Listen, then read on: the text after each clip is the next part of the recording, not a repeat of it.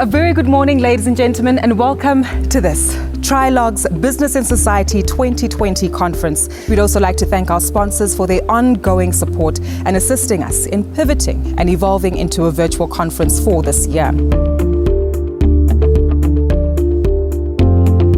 The country has been devastated, and what we're going to try to do over the next 2 days is to explore some of these issues and to look at how we as corporates and non-profits can help to address them and to build back.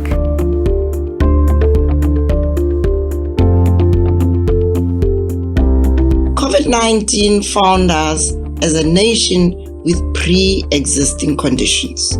These are poverty, inequality, unemployment, corruption, and incompetence in much of both the public and the private sectors. So when I talk about using the values of Ubuntu for governance purposes, imagine if every public servant wakes up in the morning to go to work and says, how am I going to show up so that every person at the end of today feels better about who they are because of my work? So our education system has been designed to provide that support in that kind of a social manner where children are at school, in classroom support. How do we ensure that the fact that they're at home shouldn't mean that reading stops? The first one is lack of accountability at all levels. The second one is lack of capacity, again at many levels. So I do think that we need to go back to the drawing board as a collective and drive education and what needs to be achieved and what needs to be transformed in unison.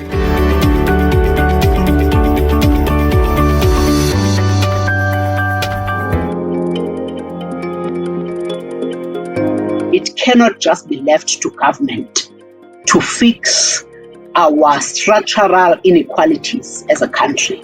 Because unfortunately for us, government's failure is South Africa's failure.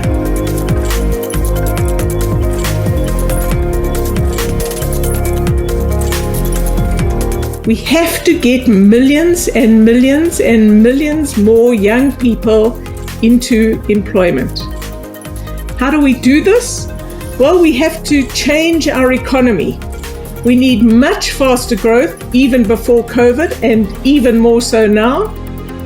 And we need much more labor-intensive growth.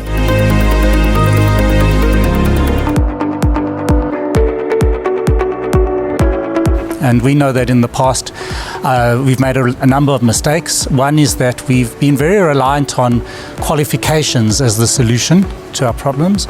And what we've learned is that, in fact, that doesn't hold true in terms of the labour market. The reward or incentive of a BE or even 2 BE levels helps us to continue to create jobs even when the conditions are not great. So the skills that the youth are getting out of the TVET colleges are not matching what the industry wants. You talk to a young person, firstly, help them understand that in fact, hustling and earning an income this way is actually a viable and lucrative opportunity, and that there's opportunities at the end of that.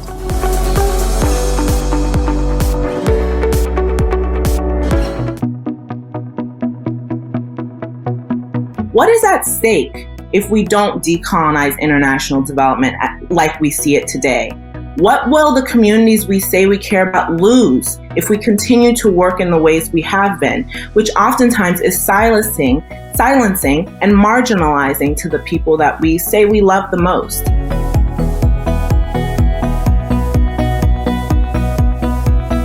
The question that we asked you was, what can development practitioners do to combat against saviorism? And we offered you at least 6 options in terms of best elevating the voices of those in marginalized communities, working with and in the community. And I guess all of the above is really where majority of you sit. So this is the Trialogue CSI positioning matrix that we use for judging this competition. This competition is only about strategic CSI. Our award for 2019 went to Investec and ProMath. So at Investec, our CSI efforts revolves really around the need to enable as many people in our country to become active economic participants. We have the ability to steer South Africa onto an inclusive growth trajectory where investors can and will commit to areas which are both socially responsible, cater to the most vulnerable in society by including them in a growing economy, and demonstrate an adherence to core values which are rewarded appropriately.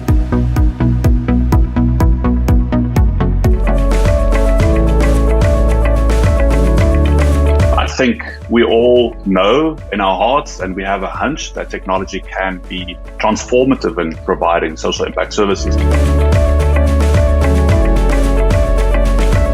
In this digital age of progress, careers should and must have no gender. So it's really imperative that a strong focus be placed on grooming women from early ages to pursue careers in technology.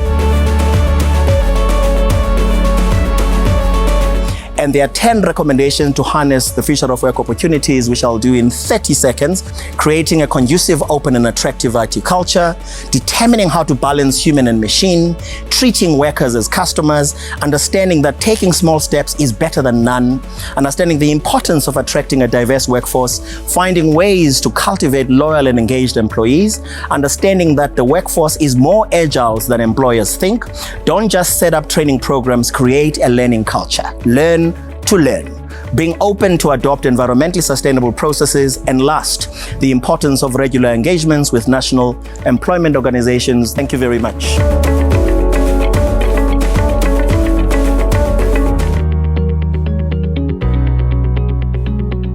I really firmly believe that certain countries like South Africa could lead the way by making internet and access to information a basic human right. The unemployment rate in this country is starting.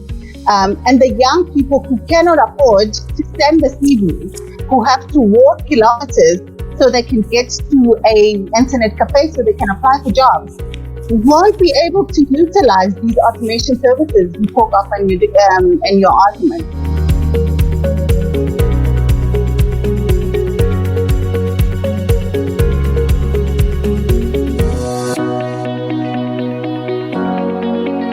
We have not fully understood and appreciated the extent, the level, and the depth of trauma and wounding that exists in our society.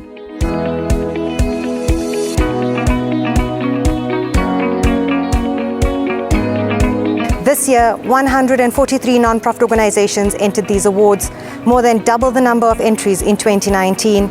We believe that this is indicative of the ever-increasing importance and acknowledgement of that importance of M&E in the non-profit sector.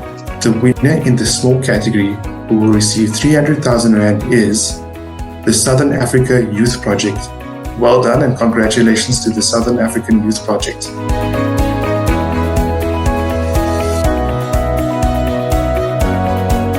The winner in the medium category who will receive 300,000 Rand is the Jumpstart Foundation Trust for Ekurhuleni South Foundational Mathematics Projects. Well done to the Jumpstart Foundation Trust.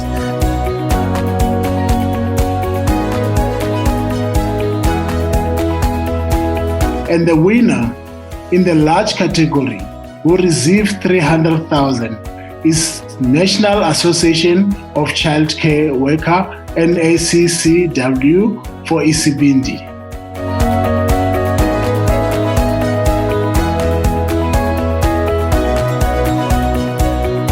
The winner in the category of bonus who received 100,000 is Association for Water and Rural Development Award for the Water Resource Sustainability Project in the Oliphant River Basin.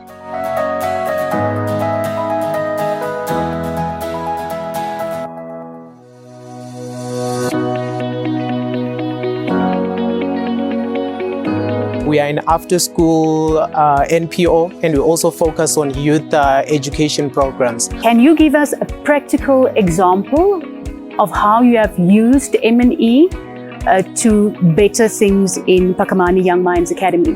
in terms of having to better our organization, we had to make sure that at least we use monitoring and evaluation outcomes and impacts to write our fundraising proposals. Our mission statement is to promote the advancement of people with disabilities, so as to enable them to attain their maximum level of independence and integration in the community, and to allow them to take their rightful place in society. I wanted to understand, or if you can give me an example of one data set that you collect and how you use it to drive decisions in your organization. One of the biggest factors we found is a lot of our workers and a lot of the youth that came through our learnerships have absolutely no idea what productivity is all about and quality. And we've put in place a daily monitoring schedule. All our workers have been told exactly what they have a target per hour and a target per day. Essentially, we are an NPO that is using our technological platform to enhance the impact, efficiency, and transparency of donor funding. We know with community projects, you'll have a tension to say, somebody will say, I've done it. And then when you use your own tools, that person has done it, but not to a certain extent, to the certain standards. So how do you negotiate that? It's almost like a peer review or peer assessment. They would actually tell the person, like, look, you're wasting our time. You're not working as hard as us. Like, we don't think you should earn. And the runner-up in Donors Den for 2020 at the Trialogue Business and Society Conference, walking away with 15,000 Rand of financial support, is Phakamani Young Minds Academy.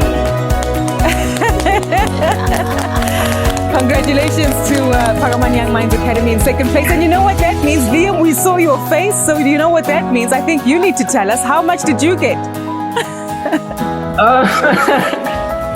You just got 25,000. Thank you so much.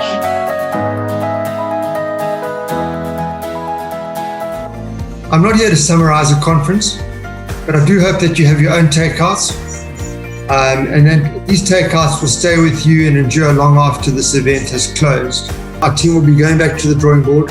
We're going to reflect on the learnings of this event. We're going to look at your feedback, and if we are able to host a physical event, what we will look to do is see how we can draw on some of the advantages of this virtual platform, how we deal with some of the challenges. As you've noticed, we have had slight bumps in the process, and I think that's inevitable in moving on to a virtual platform. But I think that by and large we've managed well, and I think that brings many advantages that we can tap into going forward in the future. Again, we thank you, we acknowledge you, and we appreciate your participation. We trust that we wish you nothing but success for the year ahead. Until our next Trialogue conference in 2021, take care and keep safe.